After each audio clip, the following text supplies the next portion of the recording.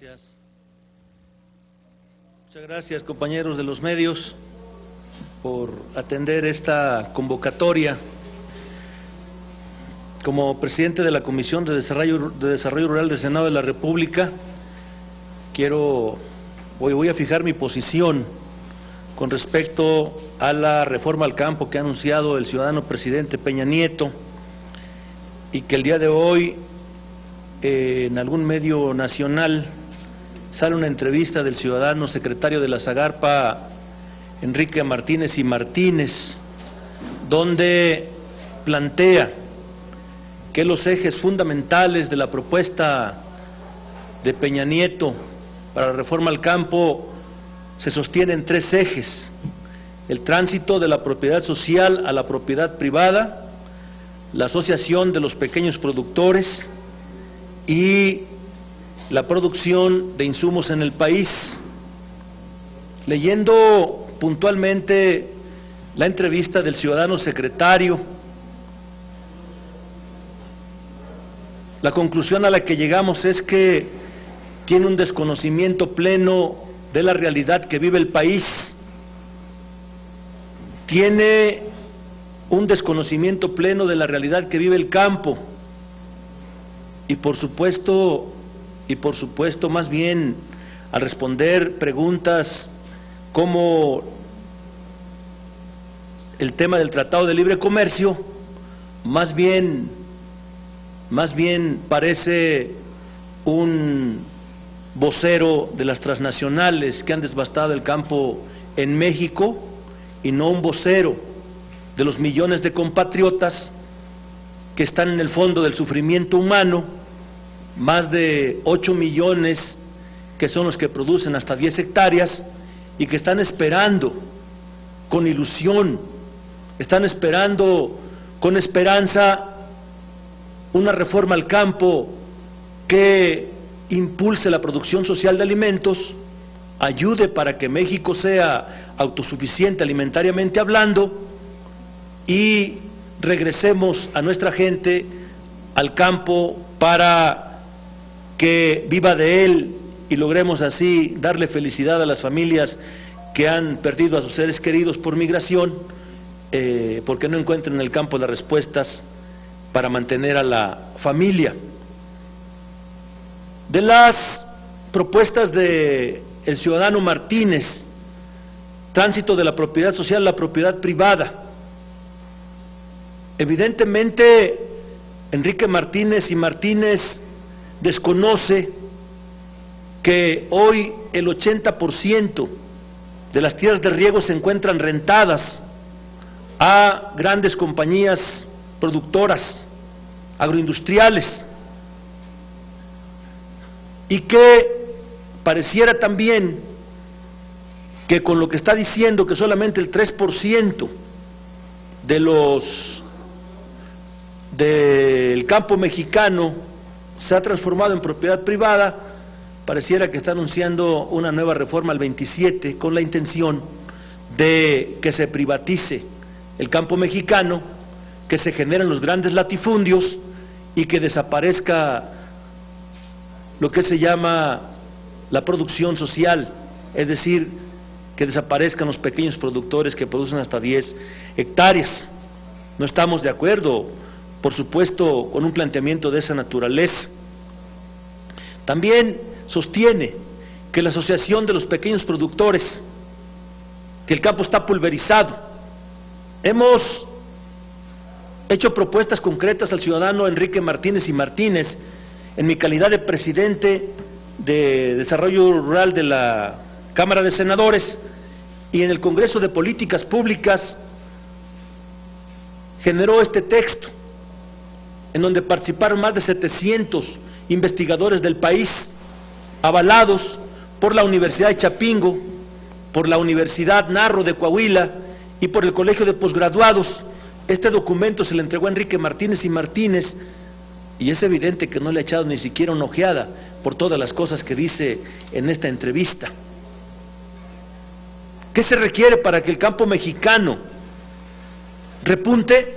Bueno, primero que se le ponga atención a los campesinos y que busquemos cómo dejamos de hacer usura con el campo y les damos tasas preferenciales para que puedan producir.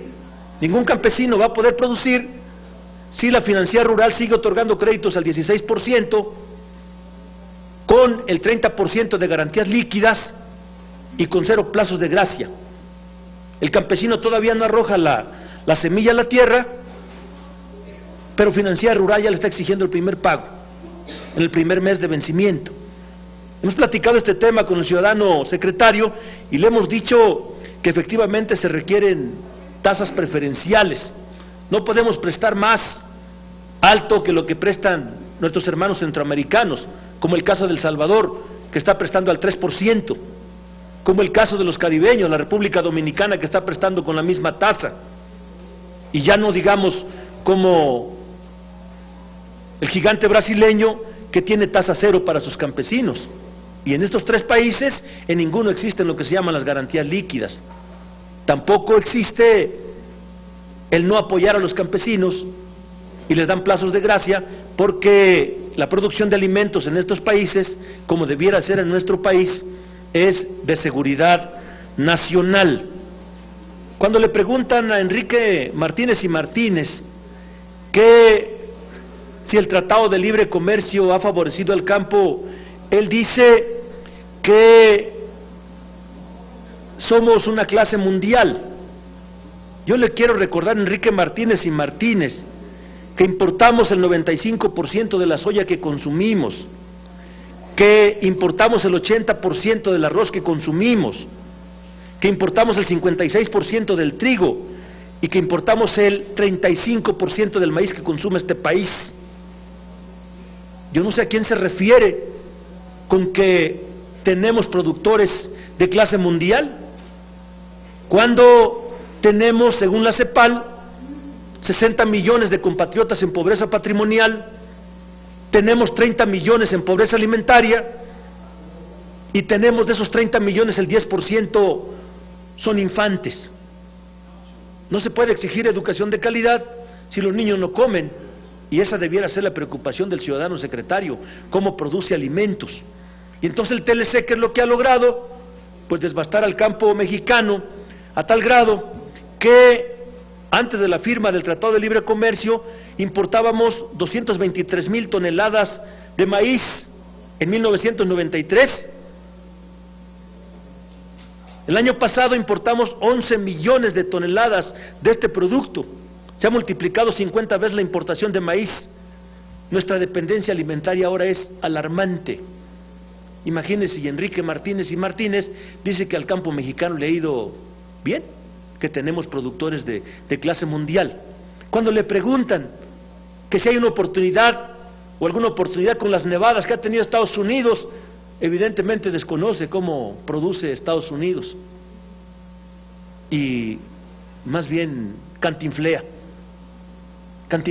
porque, imagínense, textualmente dice, cuando le preguntan de este asunto mucho, nos abren una gran oportunidad y nos generan un problema que tenemos que prever. En eso estoy en este momento.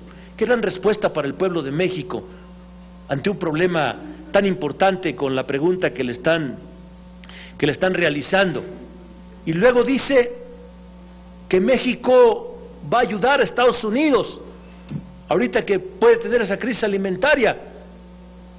Si estamos dando datos concretos de la dependencia alimentaria que tenemos en soya, que tenemos en arroz, que tenemos en maíz, los principales productos que consume este país, y ahora Enrique Martínez, que ante la crisis que puede venir por las nevadas y las heladas en Estados Unidos, México va a ser su gran soporte para superar el problema.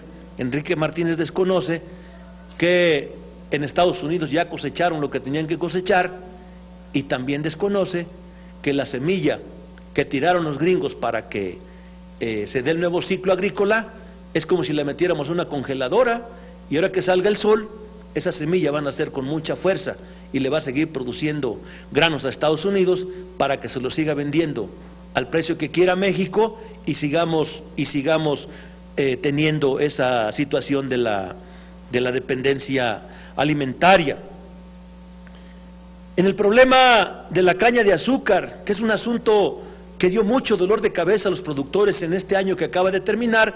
Enrique Martínez y Martínez dice que es un problema solamente de la oferta y la demanda. Yo le quiero recordar a Enrique Martínez y Martínez que cuando se firmaron las cartas paralelas del Tratado de Libre Comercio y México aceptó acotar su producción de caña de azúcar y sus importaciones, en la medida en que nosotros les damos caña de azúcar, les vendemos caña de azúcar, pero ellos nos importan alta fructuosa. Tenemos que revisar el Tratado de Libre Comercio, que debiera de ser una de sus propuestas fuertes para que esas cartas desaparezcan y México tenga libertad para exportar su azúcar hacia donde quiera. Vemos que la propuesta de Peña Nieto no la dan a conocer por ningún lado,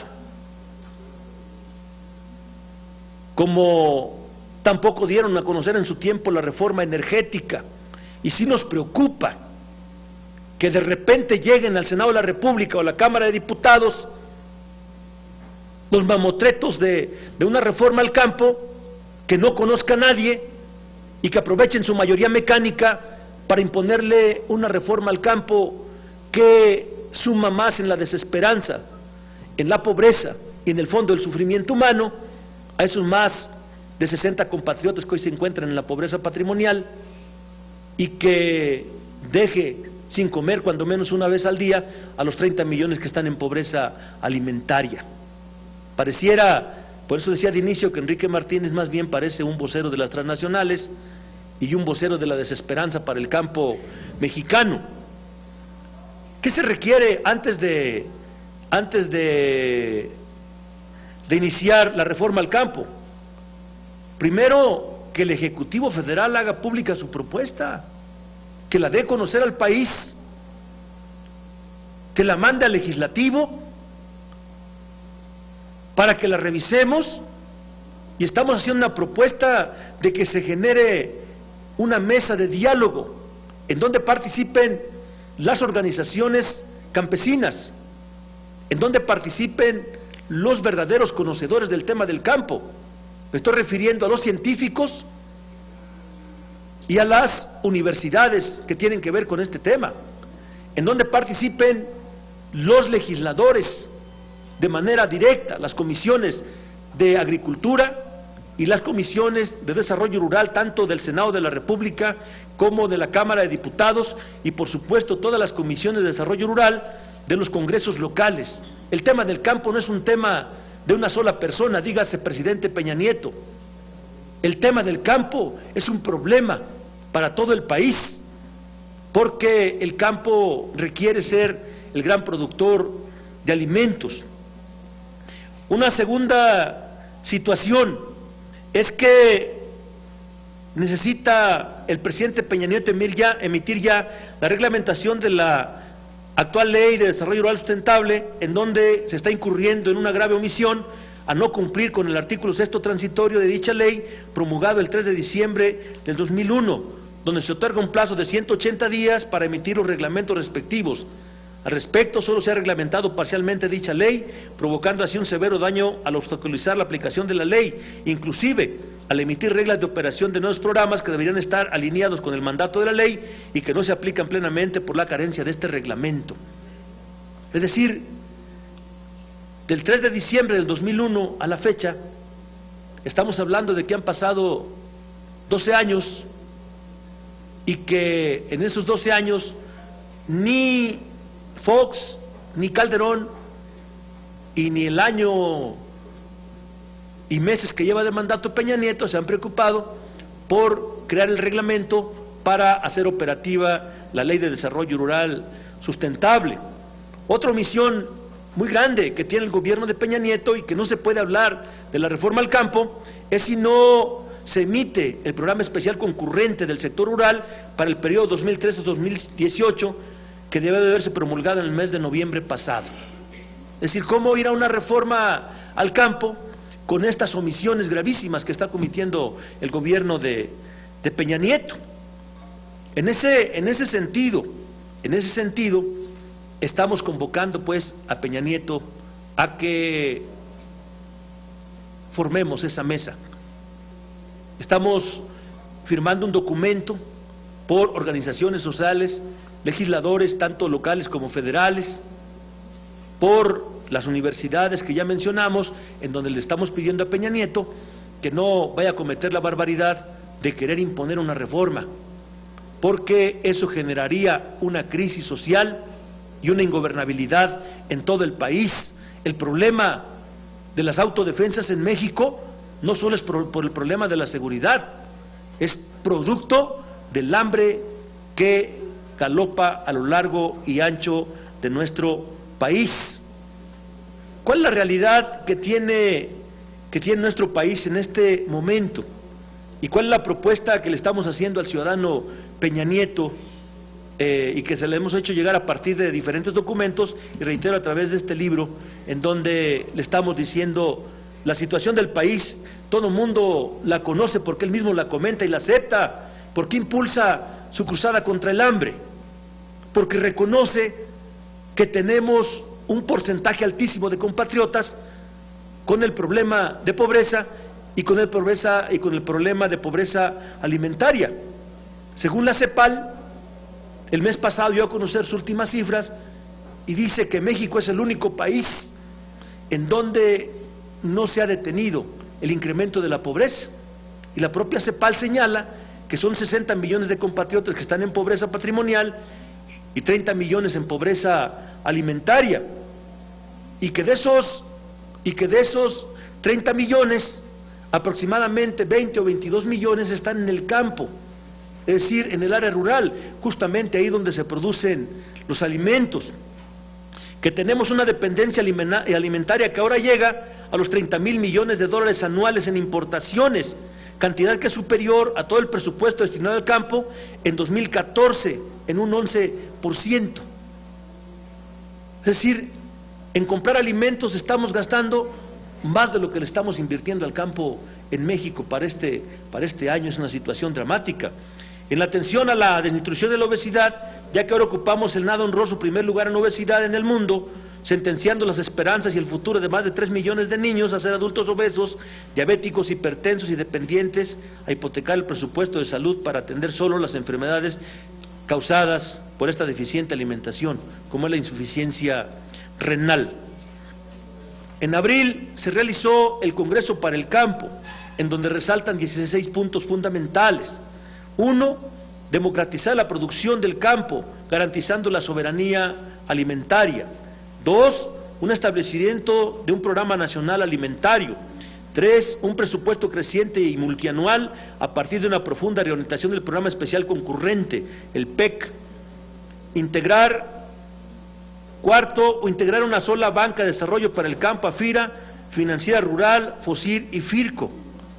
En serio, ningún campesino puede acceder al crédito con el 16% de intereses al año, con 0 plazos de gracia y con el 30% de garantías líquidas. Por eso estamos haciendo esta propuesta de que existe una banca de desarrollo para el campo, pero ahora en la reforma financiera el gobierno de Peña Nieto se negó a ello.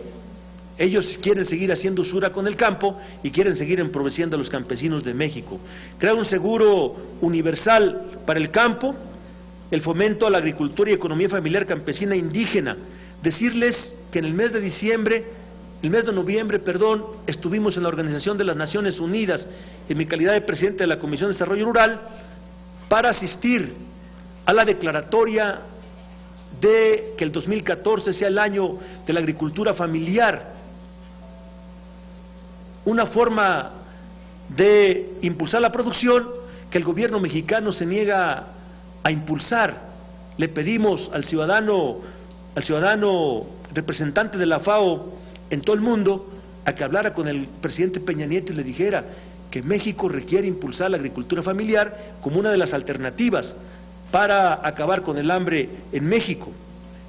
Se requiere el fomento al desarrollo y preservación de nuestros recursos genéticos y nuestra biodiversidad, un profundo reordenamiento de los mercados agroalimentarios, fortalecimiento de la propiedad social, una política de protección al agua, contar con un padrón de productores que considere ubicación, extensión, tipo de producción mínimamente, Es increíble, pero es real.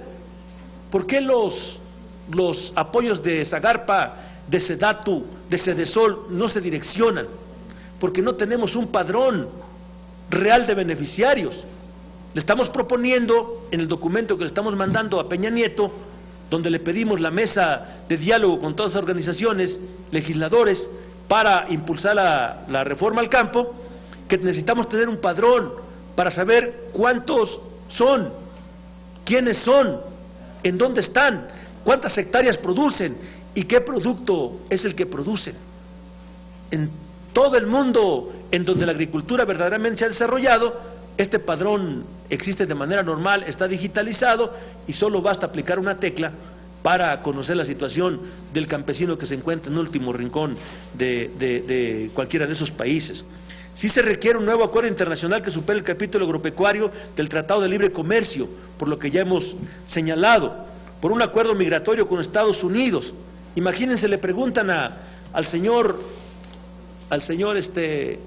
Enrique Martínez y Martínez que si el campo no ha generado migración. Él dice que no, cuando tenemos 12 millones de compatriotas solamente en Estados Unidos. ¿Y de dónde salen? Principalmente de esos 20 millones que no han encontrado cómo mantener a su familia en el campo. Y el señor dice que no tenemos ese problema. Necesitamos garantizar la seguridad en el campo, publicar los reglamentos de ley del desarrollo rural sustentable y aprobar la ley reglamentaria del derecho a la alimentación. También dice que él dice que no es necesario un pacto rural para el campo.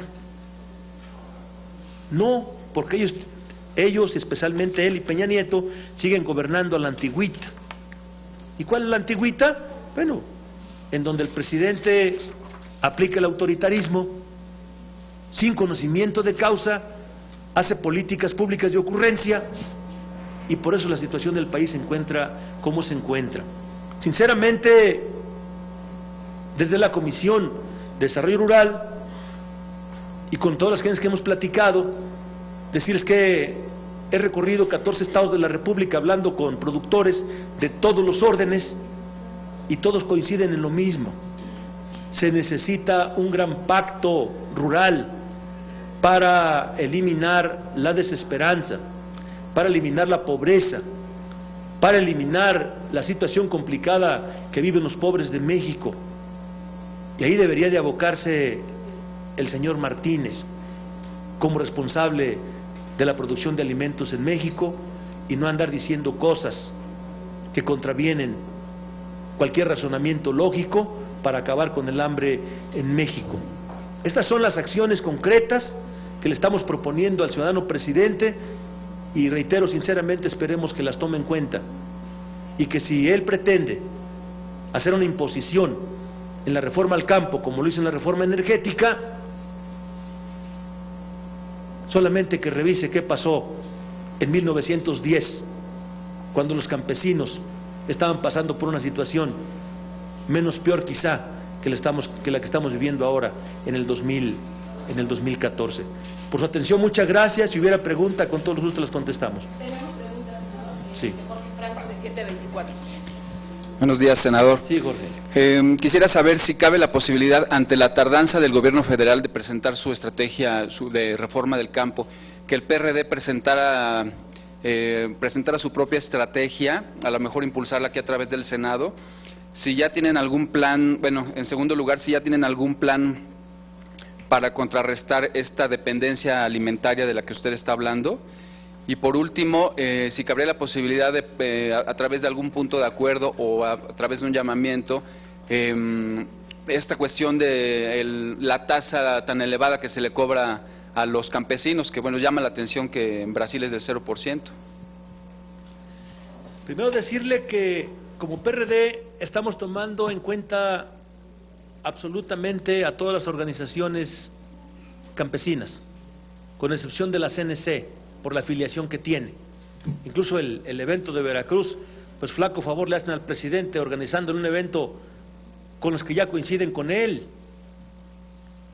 Debieron de haber hecho un evento con todos los que no coinciden con él para que le platicaran sus asuntos cómo ven ellos que podemos solucionar el problema del campo y no llevar aplaudidores solamente esos eventos, ojalá y los elimine el presidente.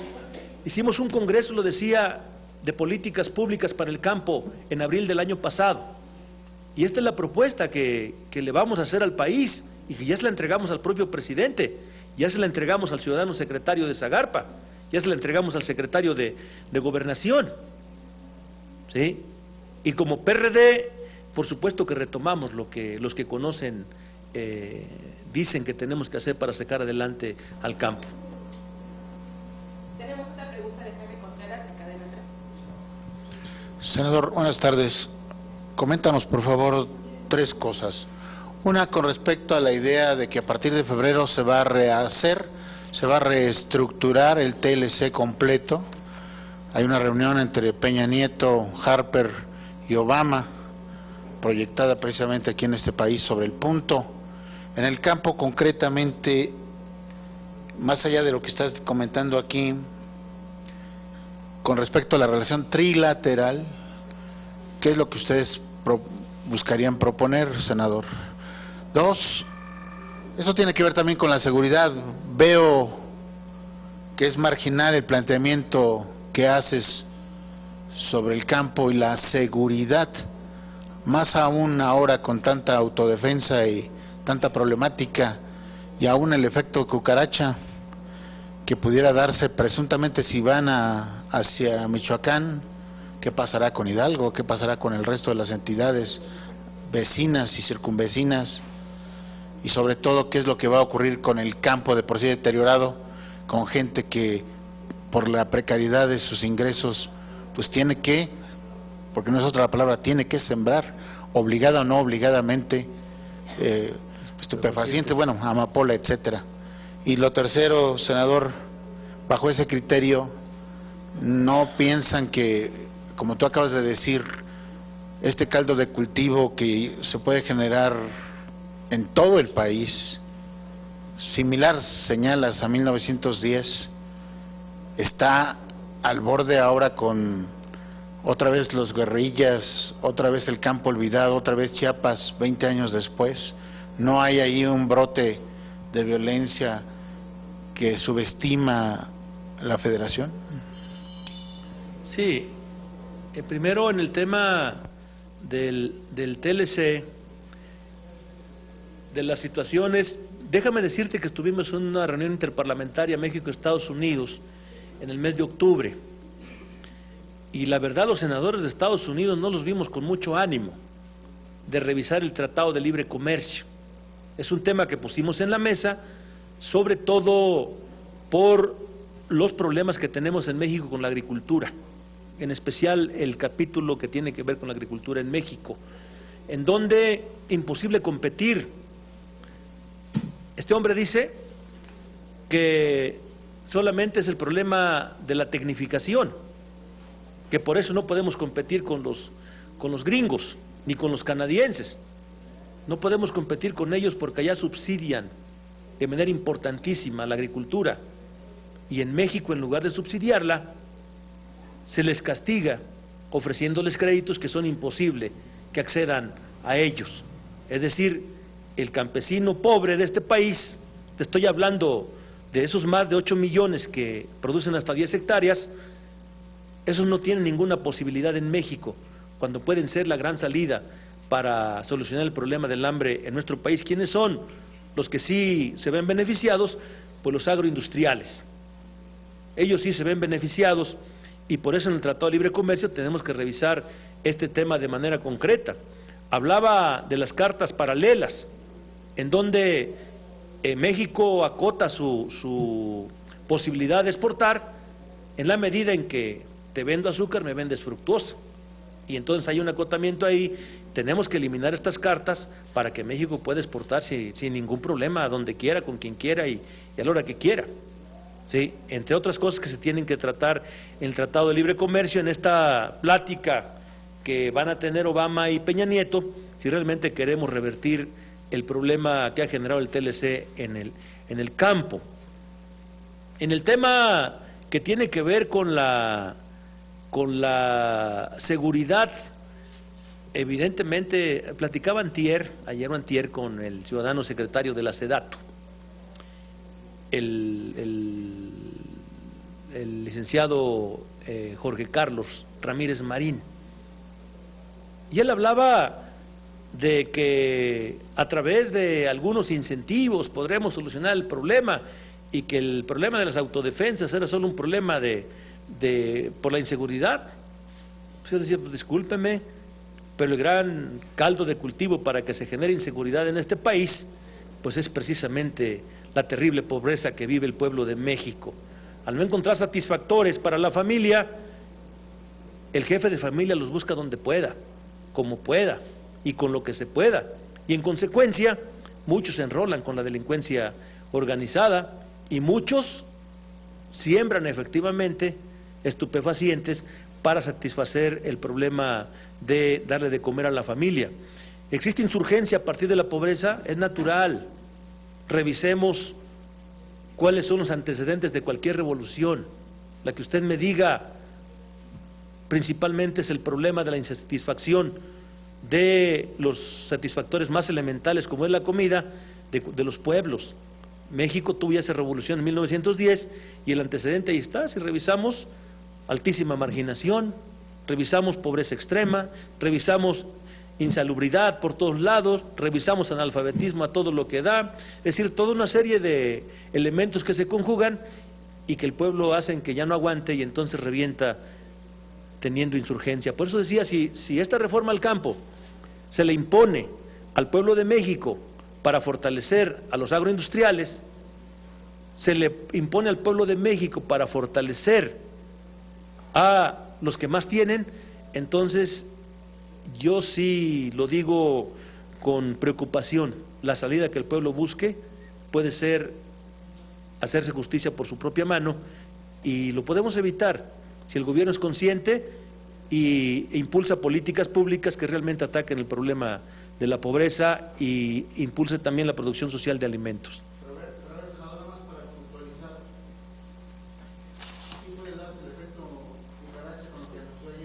Sin duda. No, sin duda.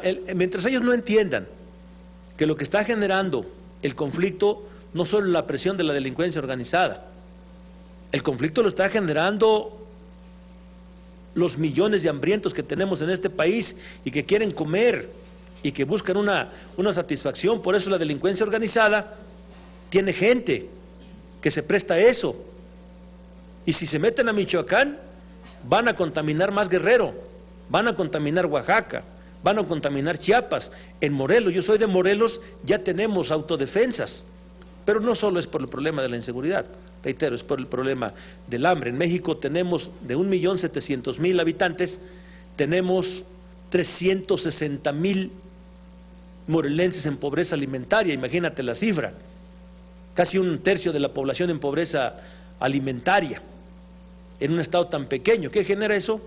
Enojo de las personas, porque no tienen para darle de comer a la familia. Y el efecto cucaracha se va a dar, y mientras ellos sigan atacando violencia con violencia y no atiendan el problema de cómo resolver la pobreza, pues seguirán siendo esfuerzos inútiles los que haga el gobierno federal. Muchísimas gracias, compañeros de la prensa.